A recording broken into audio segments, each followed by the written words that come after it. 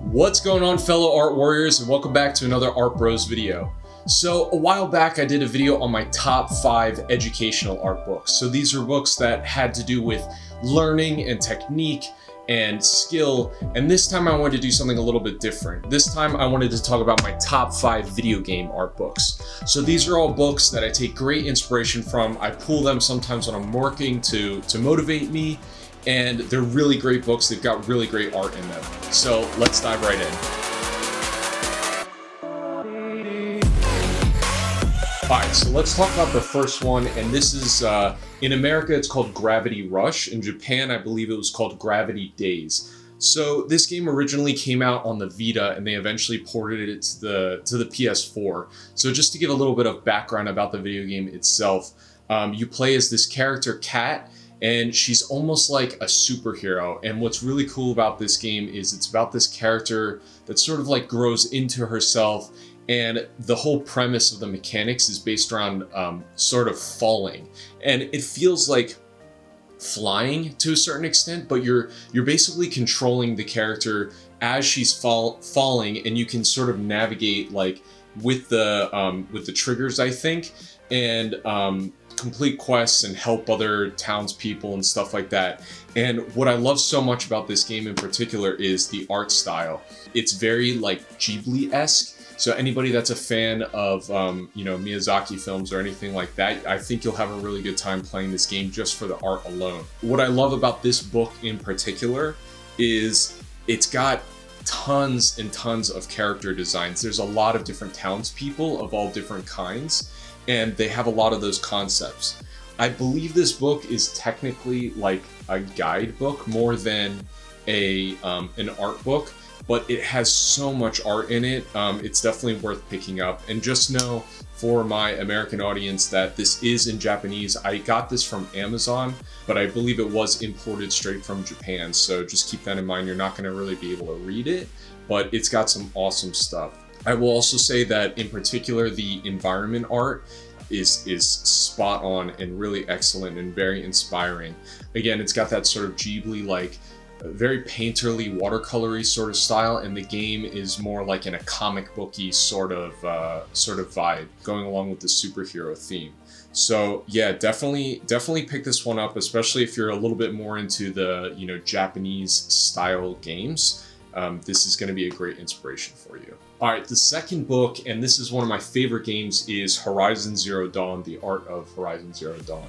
So let me just first preface this with not everybody's a huge fan of the sort of intricate combat system, but I just fell in love with the world. I thought the character was so cool. I love that it's a redheaded woman who's very like powerful.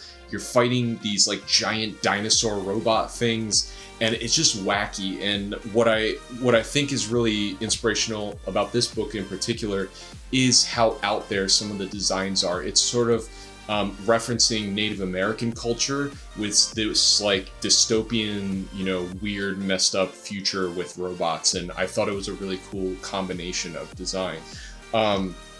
So getting into the book in particular, I will say that if you're a fan of, I believe it's her, and her name is Loish. She's an artist. She participated a lot with the character designs of Aloy, the main character, and there's some awesome stuff in here. So what's really cool about this book in particular is there's a lot of variety in what you're going to get. There's a lot of prop designs, environment designs, character designs, you name it, and they go really into depth, even to the point of some of the pattern work on the architecture and the clothing and stuff is called out and really shown in full force. There's a lot of very intricate stuff in this book, and especially if you're looking to get into AAA games or just want to up your realism sort of skill, this is a good book to pull reference and inspiration from. So I definitely recommend this one. The art is just absolutely beautiful.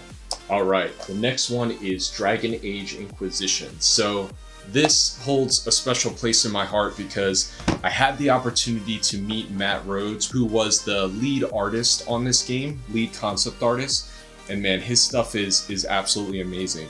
What's really cool about his style is he works primarily with line work and sort of flats or like slightly shaded flats underneath his line work. He doesn't really paint and render out the lines, and it just sort of gives a different feel. And the way he explained it to us was he decided to do this art style because he figured, I can do this quickly and it's efficient, and I can present this to the modeler and it's super clean and they know exactly what they're getting with my character designs. So if you're into more of a comic booky sort of style, I definitely recommend picking this up. And one last thing to say about Matt, he's working on a really cool sort of like comic book.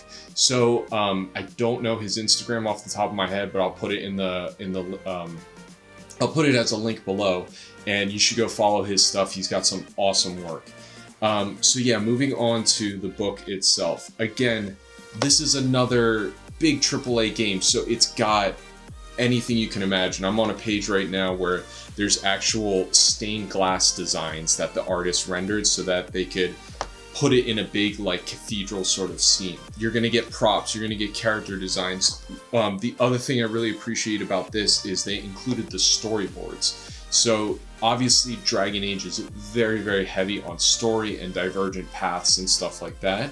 And for anybody really interested in getting into, comic books or film or whatever, studying these storyboards is really going to help you because it shows like how they basically planned out their whole cinematics. Yeah, I feel like I don't have too much more to say about this. It's pretty much exactly what you're going to get, but it's one of my favorites just because there's so much content. This world in the third Dragon Age was very well crafted and has a lot going on, and they really showcase this in the concept art. So yeah, definitely pick it up. All right, the God of War 2018, I believe, art book. Man, this is maybe my favorite game. I don't know, it's a cross between that and Final Fantasy VII, but this is definitely up there. This game is absolutely beautiful, it's fun, and it just like hit me in every way I needed to be hit. So I had to pick up the art book, and I was not disappointed with this one. It's again, I feel like I keep saying this, but it's another AAA game, so you're getting absolutely everything. I actually just opened up to a page that legitimately, instead of storyboarded out a scene, it's literally in comic book panels with like word balloons and everything. It's really cool how they planned out this game, and you can kind of see their ideas morphing as they went along the lines. Like some of these early Kratos designs are completely different from what they ended up with. What's really cool about the whole story of how this game was made as well is there was a lot that went into it, and obviously it's not really a reboot of the original. It's sort of like a continuation, but they completely changed up the formula. There's actually a documentary that I believe PlayStation put out, and if you get the chance and you're really interested in AAA games, I would definitely, just games in general, I would definitely give that a watch because it motivated me. So yeah.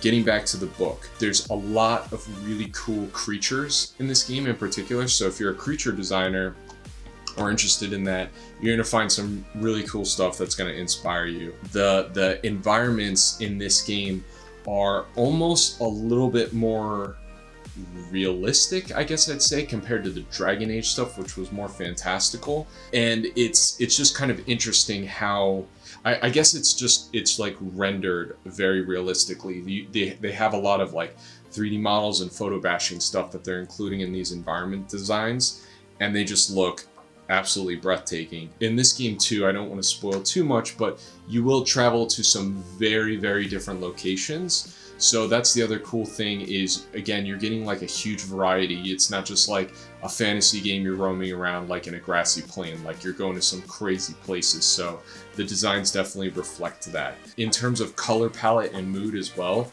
this game is all about mood, and they really showcase that in the art. So if you're interested in learning more about film or cinematics, I definitely recommend studying this book because this God of War game in particular is all about mood. I believe somewhere in this book there's actually a breakdown of the key lighting scenarios that happen throughout the game, and it's really cool to see how they were thinking with color to evoke a feeling from the player.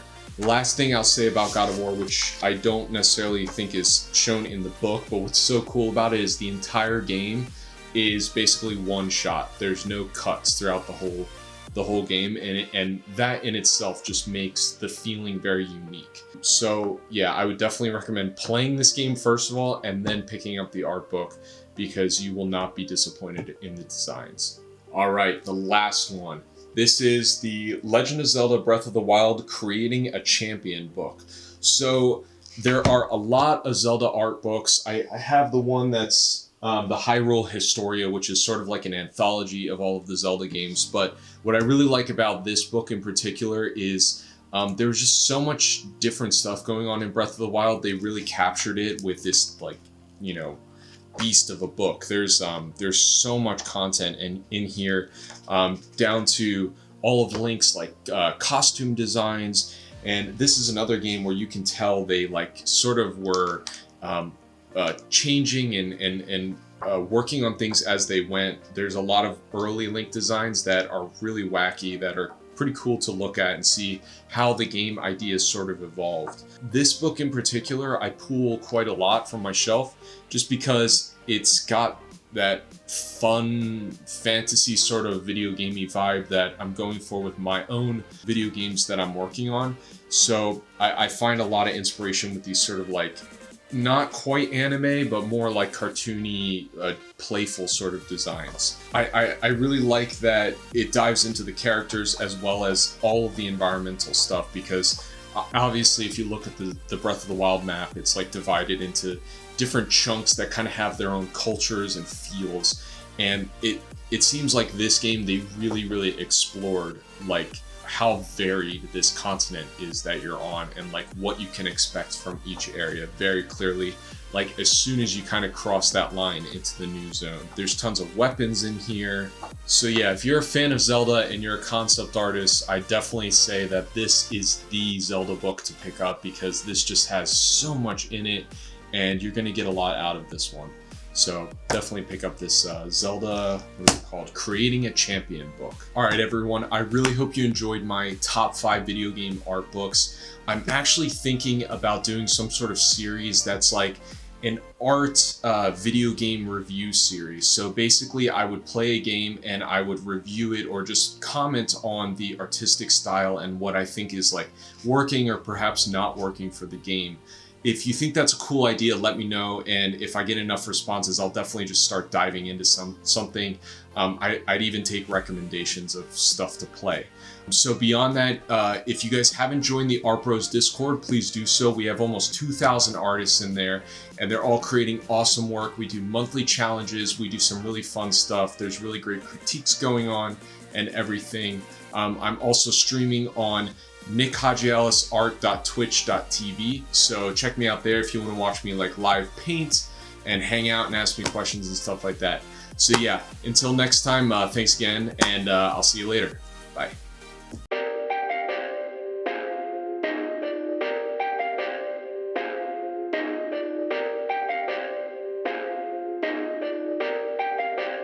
Perfect.